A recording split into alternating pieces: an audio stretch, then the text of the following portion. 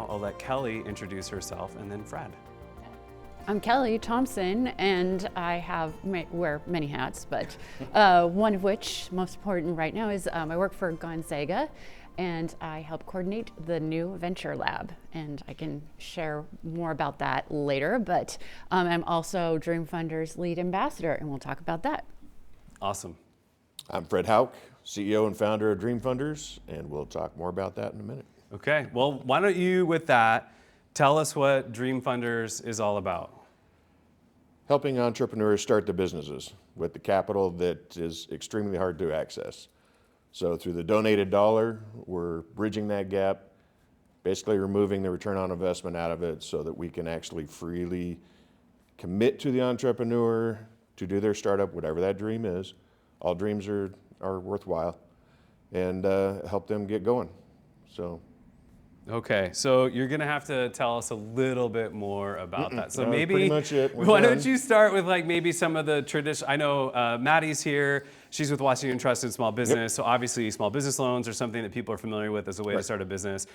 If you have an awesome idea, maybe you have an angel investor or venture capital. Maybe you just bootstrap it. Like those are some of the ways that I think most people get started. Yep. Tell me what's different about Dream Funders. Okay, well, let's start where the idea of Dream Funders came from. Sure. So I'm a commercial banker by trade since '03. And I got into banking to work with the entrepreneurs. Startups would come to me, I couldn't help them, refer them to another startup fund to get going. Found that probably 90% of them were getting screened out, whether it's a credit issue or no collateral in your, or equity in your home, or whatever the issue was. Really frustrated me. And so back in the 90s, I managed the Boy Scouts in this region, had a few thousand volunteers, so I'm used to the volunteer model, and I just looked at how to blend that with the banking model in order to actually access the startup entrepreneur that's bootstrapping it, that may have, or most likely has bad credit, maybe doesn't live in a home that they have equity in, maybe it's an apartment, or maybe they're just getting out of jail. Really, it's an open format for those that are trying to start a business. And what we're doing is taking the idea of what they're trying to do, we're going to pair them up with a mentor. Lots of volunteers in this, but the mentor will be experienced with that particular market that they're starting that business in. So they'll look at the business plan, they'll look at the holes that are there, maybe not enough experience in something, wrong location, you name it, 1,000 things. Once we get past that, identifying and fixing those holes, then we get to the funding phase. The funding phase is different because we're actually going to stick with them for the next few years. So it's not just a lend and goodbye, it's a lend or equity, depending on what the exit model is for that business. We'll stay with them for the next 3 years. So that ambassador will become a consultant, and whether that's a monthly touch or a quarterly touch, we'll be able to keep the pulse on what they're doing, where the problems are arising, and how can we help them. Because the end goal is to help them be successful, get 2 years of positive tax returns, and take them to the banks, graduate them basically into the commercial model, get refinanced, get the capital back, and pay it forward into another dream. That is the core of the model. Okay, so that was a lot to, I want to figure out where to start. Kelli can say that like that fast. So okay, traditional models, like, and you touched on this. So Maddie, just stick your fingers in your ears when I'm just kidding. So if I wanted to get an SBA loan, right, a lot of times what people don't know is you use your house as collateral against the loan in case anything happens, right? So that's that one model. If you go to an angel investor, they're investing in your company, and the idea is they want equity in that company, right? And they want eventually, if you make money, they want to get paid back and maybe then some depending on the deal. And same thing with venture capitals, right? So everybody either gets paid back in a loan type model or paid back if you make success. Obviously with angels and VCs, if you're not a success, I mean, not all of them expect their money back. That's the gamble that they take. Right. Your model sounds like it's different. So can you first let's start with where are the funds coming from to get this thing going? Well, right now we're actually in the initial capital raise, so we're raising $500,000. Once we get to $500,000, then we'll start lending. Okay. The overall goal over the next 5 years is to get to $10 million. At that point, we're pretty sustainable for this region. that we can scale across other communities. Dream Funders is designed to collaborate with everybody in the community that's already there trying to help the entrepreneur, whether it's the bank, the other startup funds, a VC group, you know, whatever that capital needs to look like, we can basically help that be that way, right? So there's a lot of conversation in that, but the bottom line is Dream Funders is filling a capital gap that exists to getting startups moving in a way that's never been done. The donated dollar has been done, sort of, but not taking personal collateral, not taking the home, working with the bad credit. That's probably not a thing that exists very much out there. And then the carry forward for the next few years to make sure that they're successful. Building into what we're funding a living wage so they can focus on the business, right? So it's not a hand out $5,000 and go make some marketing materials or something. It's let's look at your 3-year pro forma, what you're projecting to do. We're going to build in the accountant, the attorney, the consultants, make sure that you're healthy and have a living wage so you can actually carry forward and try and do that dream. And if you fail, which is going to happen, 80% of companies that are startups fail in the first 2 years. That's why it always amazed me how many were getting screened out, but you get it, it's a risk model. Mm-hmm. So if we can take that 80% fail rate down to 20%, we're creating an incredible impact on the community. So our goal would be at 10 million, 70 or so companies a year, 3 or 4 jobs full-time per, sustainable living wages, and then 3 or 4 probably part-timers, depending on what the business is. So from a community economic standpoint, this is that vehicle. This is a driver of economic growth. So you mentioned something. So Kelli, I know you have a deep background in entrepreneurship. And by the way, if any of you have questions, just like raise your hand or throw your coffee cup at Kelli and we'll get started. But Kelli, I know, so you have a lot of experience with entrepreneurs. And Fred, you touched on this. In your experience, how many are paying themselves when they get started? Very difficult, very, very challenging. And especially as I own my own business too, and it's hard to juggle everything, to understand when you can need those extra funds to make those improvements, especially if you have a brick and mortar and you have, things, carpet and walls and things to replace. So it can be very expensive, and it's nice to be able to have a lot of options out there. Yeah, so. and I mean, I know from my experience, and some of the people in this room who've said they have a side gig, you're often not paying yourself, right? As the entrepreneur, whatever money you have, whether it's bootstrap or whatever, is going into the idea, and you're just trying to figure out how to make it work so that eventually maybe you can pay yourself, right? I mean, that's pretty normal. Yeah. So that's a different model. We're even Fred. doing that right now. I mean, we're not paying ourselves. Right. Right? We're working full-time jobs and basically the lead volunteers in what we're trying to do right now. We're building this to a phase where we can start funding others first, okay, and see those dreams become true. Kind of prove out the model. So if I buy into this Dream Funders and I like the idea and I want to support it financially, it's just a donation, right? Yep. I'm just doing it out of the goodwill and the goodness of my heart. Is right. that where we're coming from? Exactly right. Okay. So tell me, and you mentioned this a little bit, if you hit $500,000, you're going to start, putting those funds out into the community. You said after 2 years, you want to get them into the traditional, maybe financing model, or maybe they're self-sustaining. Is the expectation that they try to pay that money back just Absolutely. So it goes back into the fund? Absolutely. Okay. Yeah, so it'll be set up kind of like a line of credit. Some of it will be equity if it's like a tech company that's targeting a VC or something, Ignite Spokane or something. Then they will pay that on a monthly basis. They will build that credit so there's a track record to be able to get that positive, I can do this and I'm making the payments on time record for the bank. The refinance will then, again, repay the capital, and we'll be able to put that forward into another dream. So our job is to help them be successful in that first 3 years. Okay. So you've talked about this too. you said no one's really doing this. So what are the options outside of, maybe there's some other options that I didn't mention for when it comes to funding a business? What are some of the other options that are maybe non-traditional? And then how do you compare to that? Well, I think, so everybody goes to their family, friends. That's kind of the first step. If you have equity in your home, maybe get a HELOC on your home, drain that. The problem with that model for most startups is it leaves the owner dry of funds. Right. So when you actually do hit the growth phase and you're maybe with a commercial bank at the time and your global picture is a little weak because you don't have cash anymore, we can't help you, right? We're gonna say, well, now you need to get another investor and have them help you get to this next phase. And if it proves out, we'll expand your line and kind of fund you back. So what we're doing is allowing we're building in that equity for the owner. We're keeping the cash in their pocket so they're strong, global picture-wise.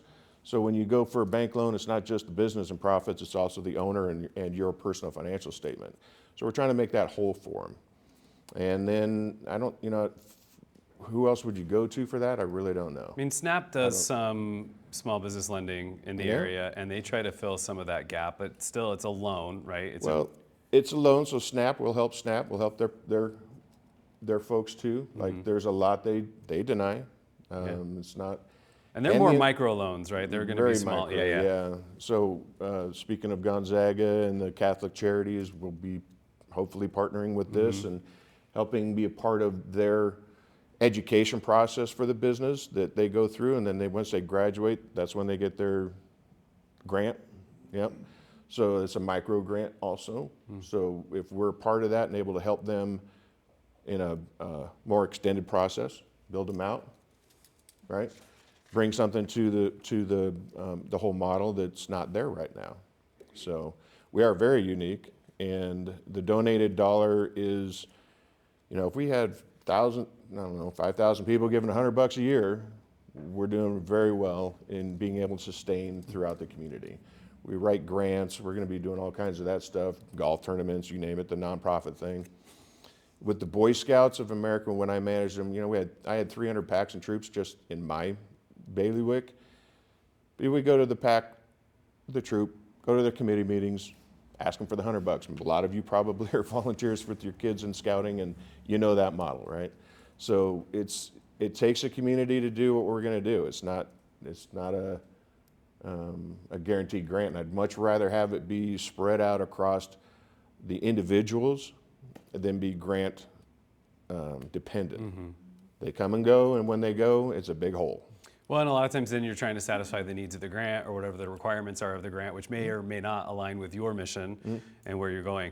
All right, so I have an idea for a business, right? So I find myself in this place. I don't have equity in my home. I'm not able to maybe bootstrap it, but I've got an idea. Walk me through what I do next when it comes to Dream Funders and how to get started. Okay, so you're going to reach out to us, or maybe we find you. Kelly's going to find an ambassador for you that's in the marketplace, has experience in doing what you're trying to do, right?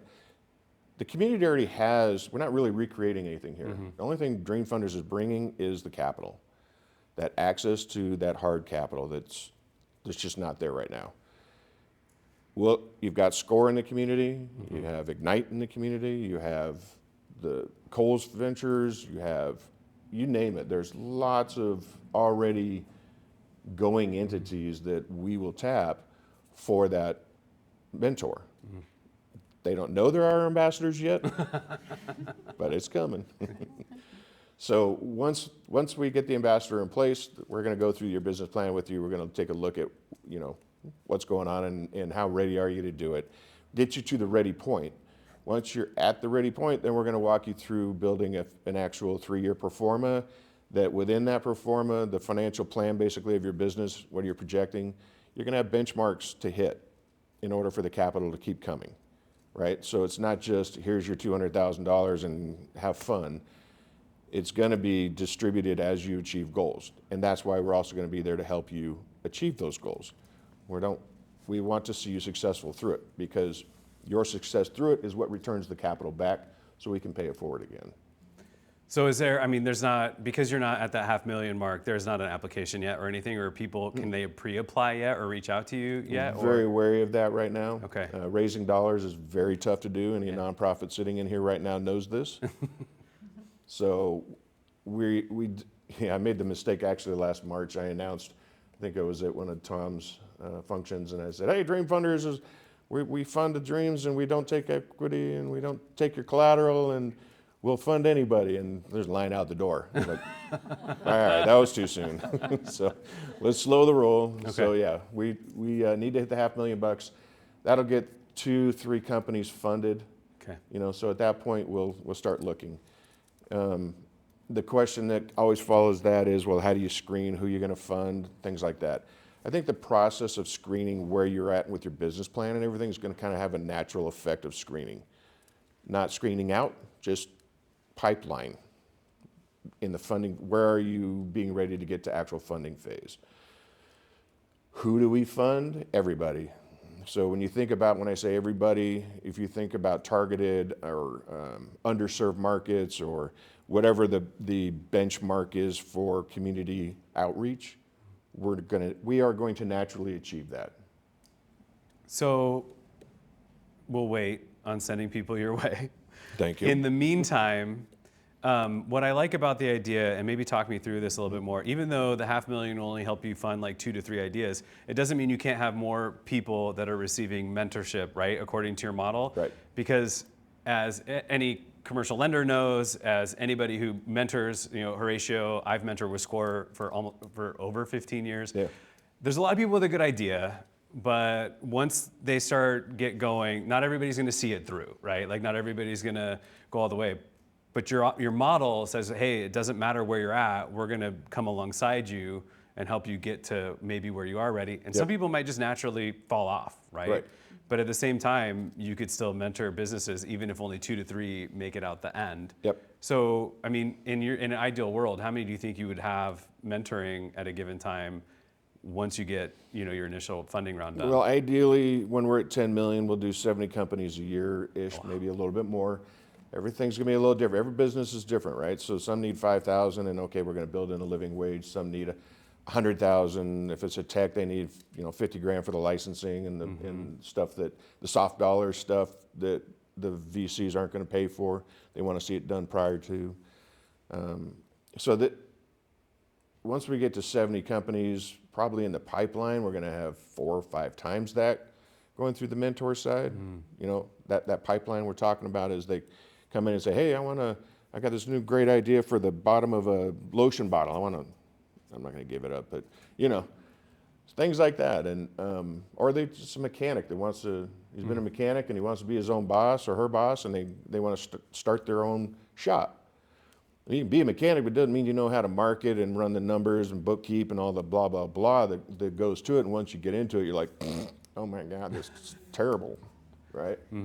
So, yeah, the actual amount of energy that I think we can create and involve the rest of the Spokane community and the Coeur d'Alene community, this whole region in, will be very exciting and energetic. And knowing that the capital is coming and is there for what you're actually mentoring them for, like, it's gut wrenching when you have to tell somebody, yeah, you're going to need 25 grand for that attorney.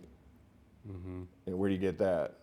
Oh yeah, you see that a lot in mentoring through whether it's SCORE, SBDC, SNAP, whatever, where a lot of people, your mechanic example is great, where they have this idea, they're good at something, they're a practitioner, they want to be their own boss, they don't have the skills, and it's really hard when you go to them and say, like, unless you have equity in your home or some of these other things, there's not an option for you, because Ignite Northwest is not going to fund that classic business idea. They're just not. They're a tech. Right? Yeah. They want to be, you know, startup, something jazzy and sexy and whatever the next new thing is, and that's fine. But for small businesses, people who just want to, you know, contribute, add jobs, and provide a service, there's not a lot of options for them. Right. So, okay, you have an event coming up. You want to talk about that for a minute? Sure. Okay, tell us all about it. So we're going to do our grand kickoff on March 7th at the Marabou Park Hotel. You can go right now to Dream Funders, go to our events section and register. It's through Eventbrite. We'll have links up through YouTube and everything also for everybody to sign up at. It's a 400-person capacity. We have 30 table captains right now recruiting for their tables. So I've got about 160 spots left to fill. Actually, as people have been coming on since you've been doing this, Oh, so nice. we're probably at 130 on that spot now. But with 400 folks there that are all business owners and part of companies, it's from 4 to 6 in the afternoon. We have whack-a-mole bands going to be there. We have hors d'oeuvres for everybody that's going to be there. We have a no-host bar. So the first few minutes of it will be kind of the networking, everybody get comfortable, get a drink. Then after that, spend 10 minutes asking everybody for their money. And then after that, it's going to become a big networking event, right? So it will be hopefully 400 folks there, big event. It's in the ballroom, and do some business networking, and if we can, we'll bring some fun, mix it up kind of things. I think that folks they won't know. Typically, when you go to a after work networking event, you're kind of on your own to do it. And we're going to spur things on a little bit with some strategy games that might help people break out their shell. But the idea of it is I want everybody to be there, to look around and see, wow, there are so many people here in the community to support entrepreneurs, and just actually see what's already there, because that's the concept of what we're doing. Taking advantage of what's already there and bringing that capital in that is not there. It is a huge issue for startups. That's why we have a collaboration with the local GSI and the EDC for revolving loan fund to actually drive economic development through startup businesses. Okay, so I want to attend. I go to your website. Yep. It's not free. What are we looking at? You're going to give money when you're there. That's the part that's not free, but the event itself is free. Oh, okay. Yeah. Because I thought the flyer I saw there was like a cost to attend. No, what it is we're asking those that attend commit to like a $200 or more donation. Oh, okay.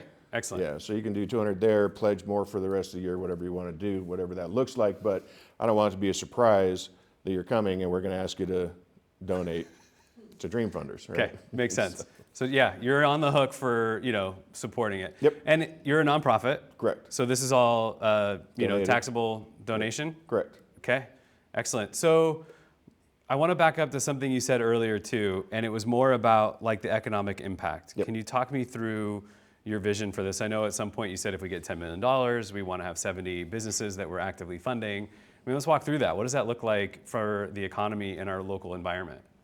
Great question. You figure 70 companies a year, and these aren't just startups that are then gone in the next year or two, right?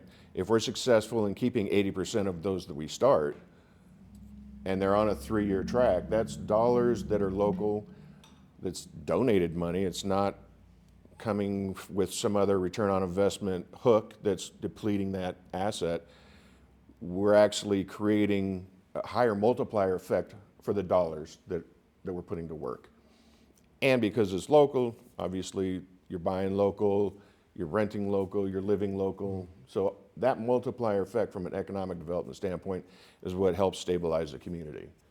If you have 75% of the local GDP is probably from the small business, 10 employees and under, right? Technically a small business is, I don't know, what scale would you, 500 and under? But that 10 and under is the core. You look around everywhere in Spokane, it's small business, right? So the more we can stabilize that, the more that obviously our community is stable, but the dollars that stay local and increase based on that. So if we're doing that every year, creating, we'll just say 500 jobs, full-time, well-paid jobs, because we're providing living wage, right? And I guess that's the other thing that's really unique is that commitment to doing that, right? Yeah. Again, if you went out and got, VC dollars, angel dollars, I mean, they probably expect you pay yourself, but not a lot, right? Like they want you just to get by. Yeah, it depends on what stage you're at with Right. them. Right. And you're talking like, let's really make sure these folks can survive while doing this and maybe commit their full-time effort to it. Right. So I have a question. This may or may not be a good one. What happens when somebody doesn't succeed. So they've received, funding You mean through when you. they fail? If they, yes. I didn't want to put that word out there, Yeah, but you if can they're not. succeed in failure if you learn from what you failed in, right? And that's our goal. So you may fail, but because we're not taking your home, not taking your personal credit, we're not crushing you if you fail. You can try again. Okay. So what do you think the success rate will be? I mean, just forecast it for me. You said 80% of businesses might fail, right? Or that's the stat. Yeah. Like 76 point something or other. Yeah. Real, So, if you're looking at 2 to 3 that make it through in your initial round, of those 3, how many do you think are going to make it based on your model compared to maybe the other models that exist? Oh, well, we're going to succeed in keeping 80% of what we start going. So of the 3, I would hope that 100% of them, because we only have 3. Right. And hopefully they're really good ideas. But when you're doing 70 to 100 companies a year, the pipeline becomes full of folks that they may get into it and just decide, this isn't for me, and I'm out. Right. It's not what I thought it was going to be, being my own boss. That's going to be part of the fail rate. So that's a really hard thing to forecast. Right. I can just say what we're projecting to do in driving that success of the startup. So at 80% success. And wouldn't there be a lot of pre-work before they Well, got I the was money going in the to first double place? back to So that, then- is how much effort you're putting in with them at the beginning. Right. So talk more about ambassadors. You're lead ambassador. What does that mean? And do you need more? Of course. Okay. So the ambassador model is to just find all those folks that want to give back and want to help, are an expert in their industry, that have been in that business. If you've, like for my example, I ran a laundromat, so I know a thing or two about running a laundromat. So if someone said, hey, I want to start my own laundromat, I'd be able to help them. So to be able to find those people in the community that have that experience and can help someone become successful. So some other mentor models score, the one I'm the most familiar with, is looking for maybe subject matter expertise, where I'm in marketing, maybe somebody's in finance. You want somebody who has something industry specific. So you said laundromat, maybe I've been a mechanic, maybe. So that's kind of a different model. Most people who mentor come from professional services background, or they've been CEOs, or they've run companies. You're looking for people who maybe have been hands-on in an industry. Yep. And I think with the industry experience, I mean, for the laundromat example, you have to market, you have to know how to do your books and those sorts of things. So of course we're going to reach out to those experts as well. Mm-hmm. But you can understand how you utilize those services because you have that industry experience. Because a laundromat is different than a coffee shop and is different than an online business. So there's just a lot of expertise out there. And the reason why I was so drawn to Dream Funders is because it is that connection to community and education is super critical, because it is lonely to be an entrepreneur and to say, okay, I can do this. And you wake up every morning, I could do this. But if you don't have someone that says, yes, you can, and here's these resources, here's these connections, and this is how you do it. Mm-hmm. I did it this way and I failed. Please learn from my mistakes. That's the secret sauce to this. Because I tell people all the time that running your own business is an incredibly lonely thing. And it's not that there's not a community out there and people who want to support you. It's just when the rubber hits the road, you're the one doing it, yep. Right? And you're the one working it. You may have employees, you may not. So this model is looking at not only getting you, viable and ready for money, an investment. It's also sounds like it's trying to give you that support. I mean, SCORE can do that, SBDC can do that. But again, they're like, hey, here's somebody who can help you with your business plan. Maybe here's somebody who can help you with marketing. You can have long-term mentoring relationships with this model. It sounds like that's the core of it. Yeah. And doing pitch competitions in the past, where that's where they wanted money. Mm-hmm. I mean, they want to tell their business, and because the end result is, I want the money. And now we have another option for. And with that model, right, that pitch fund, it's like, okay, yay, you won $5,000. Bye. Right? Yeah. There's no support. Yeah, Horatio, jump in. Remember, I have to repeat this for our LinkedIn audience, my friend. So you gotta say it so I can repeat it. Yeah. You mentioned something very important, and I am a SCORE volunteer. I used to work with the Women Business Center, now it's not financial access, as an SBA technical assistant. And I'm going to be, my wife is, I know that the Washington SBA, and I do understand exactly our role, and it's advising. My experience in the last 3 or 4 months has been an SBA technical assistant. It's when somebody receives a loan and they are desperate, and then it could be $5,000 up to $50,000, and when they receive it, they say bye, and a year later, they are in trouble because there is a lack of education. There is a lack of preparation. So that's this model. I don't know if need to be fixed. We need to give education to the people. Yep. If not any money that you put on the wheel, Right. it's going to be, what is going to be the muscle for dream funders to, okay, I'm going to give you just to you. Okay, now as a Gonzaga is going to work with the It's a great question. But then, hey, I need to be with you, watching you. People, they don't like that. Yep. Right. Are you going to make it a contract or? Yep. So yeah, I So- guess to boil it down, the question was, some of these other, and we talked about this, some of these other funding models, you get the money and it's like, hey, here you go, good luck. And Horatio's saying a lot of times they're coming back to him and they're struggling, they got to make it work, they have this loan now. Yeah. And your model, how is and he said, a lot of these business owners maybe don't want the support that you're offering. So is there a contract? How are you going to handle that part of it? Yeah, what's the lever? Yeah. Right? I always say I never lent money to a business owner that didn't know everything about their business.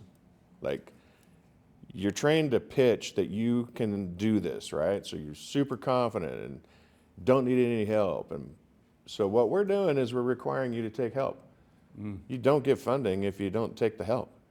When we identify the holes, we see what you're saying as the advisor. You're like, did you think about this place you're looking at, or do you know anything about whatever the blah, blah, blah is? Well, once we identify that, you have to fix it. And maybe it's going to college. I don't know. We don't know what it's going to look like.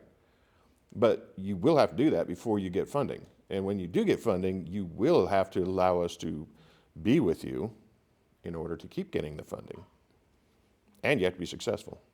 So we're going to have the benchmarks that you have to hit right. based on your own projections and what you're trying to do and what we've agreed with in that model. And I think the difference between your program and the SBA TA program that Horatio is working under is that when the SBA TA program, you get your microloan, and then you're off and running and they check back quarterly.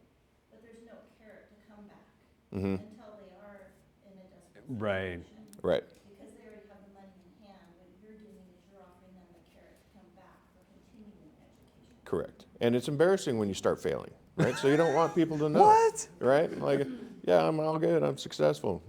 Okay, are you? So I do have a question Yeah. about the potential candidates for your program. If somebody's in business for 3 to 5 years and they've Oh, been good question. operating in a very small capacity and now they want to grow, would that be one that you would consider too, or do they have to be basically coming in cold? Yeah, so the question is, do they have to be early stage, or no, they have the idea and that's it, or can they be operating for 3 to 5 years or whatever, and they're looking to either scale or maybe pivot or do something like that? Will those be potential candidates? Yeah, absolutely. A dream is a dream is a dream. And so we'll actually work with the banks in the growth phase too for companies, right? Because the owners are weak in capital, we can come in and provide that bridge where like go find an investor. Okay, dream funders can be a part of that model and in bridging that gap, providing that short-term mezzanine financing or whatever you want to call it, right, for the project. So I think in the beginning, we will probably have to restrict to the startup, but you never know, right? It's literally going to be the conversation of where you're at that will help establish the pipeline of funding. And when we get to the $10 million phase and we're able to start scaling across other communities around the country, at that point, I think probably way more open to coming in and help a company. The hard part in those scenarios really is, are they coming to us too late? Is there really a way to save them, or are we just funding them to get 3-4 more months out of it to get a job? That's a very tough conversation. So I guess short answer is, yeah, we'll look at them. Absolutely. So, and this kind of came up through this. So a lot of times too with traditional financing, and even if you go to an angel, it all comes down to, with VCs and all that, your pitch, right? And then with other traditional financing, it comes down to your business plan. And so I know a lot of businesses focus all their effort in the early days of writing this like concrete business plan, which again doesn't make them an expert. It just means that they wrote a good plan. And we all know that, you know, that plan is only so good until you're actually doing it and things change or get hard or whatever. Your approach with ambassadors seems a lot more holistic, looking at the whole business as a way to get them financing, not just did they turn in a really great pitch or a really good business plan. Right. So walk through that. Like, how do you have is your ambassador program, is there like curriculum, or are you training them? How are you getting the ambassadors what they need to know so that they are, you know, walking alongside these folks in a really, you know, dedicated, holistic way? Right. We're not going to train the ambassadors in anything other than being open and honest in what they're seeing. Once the business is funded, we're going to turn that ambassador, if they want to, into a consultant. It'll be a paid, so they can check back. Whether every business is going to be different. So some will be a monthly, some will be quarterly. It might be an apartment complex, so once a year. I don't know. You know, but we will pay them to stay involved, because life gets in the way of everybody, right? And if we're paying you to come in and make sure of what's going on and be involved, I think we'll have higher success with the ambassadors helping for that next 3 years. Yeah. Or however long it takes. Something else that's come up. Oh, go ahead. Did I see you? Yeah. Just, you had talked about the scaling of Yep. the dream funders as well. Are you looking at the Spokane community? What areas are you looking, how far do you want to be reaching? So for now, we'll be the Eastern Washington, North Idaho. Call it the Spokane region. We're all neighbors and friends around here. Well, once we're done with this area, once we get to 10 million for Spokane region, then we're going to take this and go across the country to other communities. You'd be amazed at all the communities around the country that already have their entrepreneur ecosystem, right? And they have the same problem, access to capital for that startup. Mm-hmm. So we're going to bring this model, really take the Boy Scouts of America that I'm familiar with, and the Inland Empire right now. Yep. Yeah. Yep. We're going to grow it across the country. So Kelli, you can weigh in on this too. This has been my theme of the year, so it's funny that this has come up just organically. So one of my themes for the year has been, don't wait until it's too late to get desperate about your business. If you really want it to succeed, you should be acting desperate now. Do all those good ideas, those things, you know, bark up all those trees. Do that now. Yep. Don't wait until your business is already on its way out. How do you inspire people, even through the ambassador program, to think like that early before it's too late? Oh gosh, I think too is just understanding the resources that are available. So it's all of your jobs now to share the information that you learned today and tell people about it. Welcome, Ambassador. Yeah. Yeah. So and also another piece too is contributing, just donating $200. There, you have skin in the game now, and now you're part of this ecosystem. You're helping build up our local economy and our local entrepreneurship. And that's what excites me, and to be able to share stories, success stories. So if you put in some dollars, you want to see some results.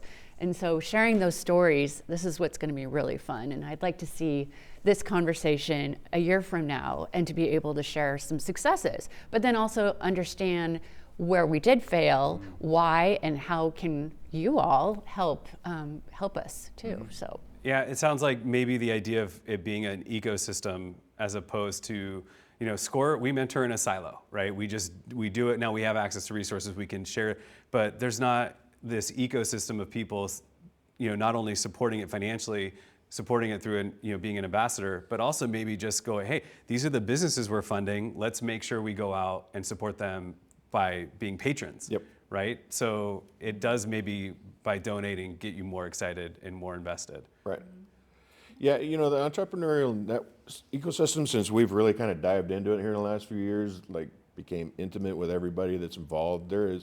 It's a I call it a sport of passion. I mean, everybody is so like, right? And this gives it that one extra ability to make that impact so now you can really see that business grow. We're going to video. We're going to do short videos on every company that we start, so that it can be posted up on the website and you can participate. Think of it like, what are the funding websites that, GoFundMe Oh, stuff, I was right? like, I'm not reading your mind. Yes. Look in my eyes. But like a GoFundMe kind of concept where you get to see the business that's been funded. You'll also see the businesses that fail. We're going to walk if they don't succeed. And more than the one that's just like, I just didn't like it, I'm out. But actually Gave it a go. Gave it a go, lasted a year and a half, and just couldn't attract people, or just whatever the fail was. So yeah, we can learn from it as a community and move forward in hopefully in success out of what we learn. Oh yeah, go ahead. Are you familiar with Creative Enterprise? No. No. You guys are in the same building as part of the people who started it, Luke Baumgarten. Okay. You could, right, because you're in the Cracker building? I used to be, yeah, okay. Anyway, Creative Enterprise is similar to what, basically if you write a business plan over 14 weeks, and it's creatives within Spokane, it's basically wanting to keep creatives in Spokane. I went through it last spring. Cool. Awesome program. But what would be amazing is if your group, you should reach out to them to present to them, because your idea, I feel like kind of goes like this, because they do have ideas about funding and things like that. Mhm. And they do bring in people that can help out with grants or whatever to get businesses going. But I didn't hear like you said, nobody else is doing this. But I feel like you could kind of come on the tail end of that program and help people along. Absolutely. You want to rephrase So, that yeah, question so they can hear? It's mainly No. Ginger Ewing. Yeah. Thank you. Is kind of the head of it. Yeah. So I mean, Nope, great. Thank you. terrain is the yeah. So the basis of that question is, how integrated will your partnerships be with other community organizations? Terrain is supporting creatives and helping them create business plans so they can stay. They don't have a funding model, it sounds like, at the end. They'll give you support, but maybe not like a direct funding model. So like, how integrated are you willing to be with some of these organizations that maybe do some of that pre-work, but don't have a funding, mechanism at the end?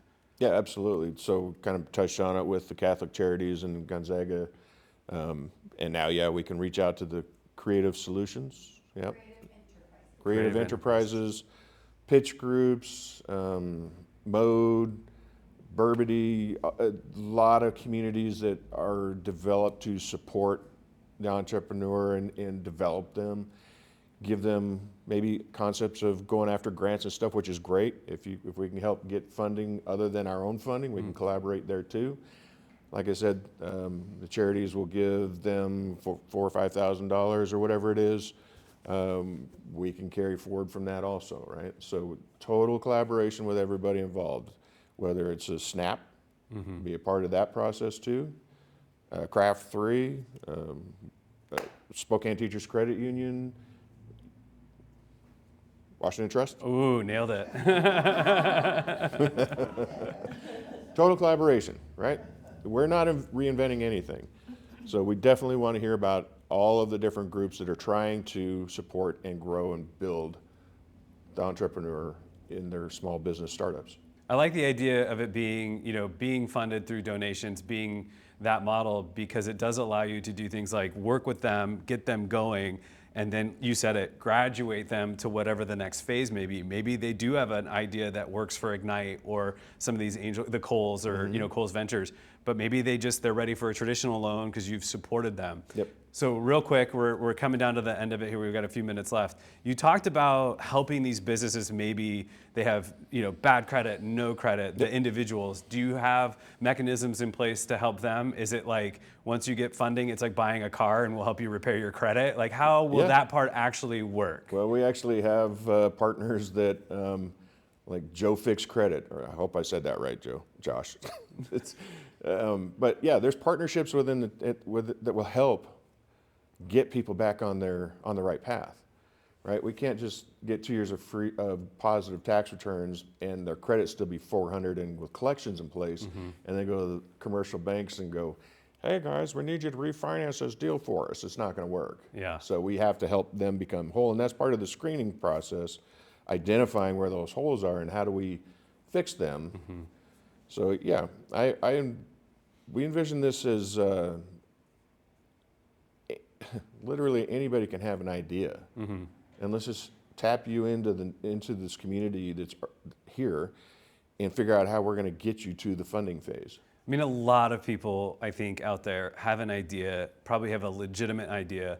Maybe they're practitioners or whatever, but like me, made decisions in their 20s that are still haunting them in their and you're saying, look, that doesn't have to be a barrier of entry, right? Whereas maybe some of the traditional models, it might be. They might coach you on how to get your finances corrected, but you're also saying, we'll get you business support. We're going to help that idea, but over here, we're also going to help you maybe repair some of those financial issues that are going to prevent you.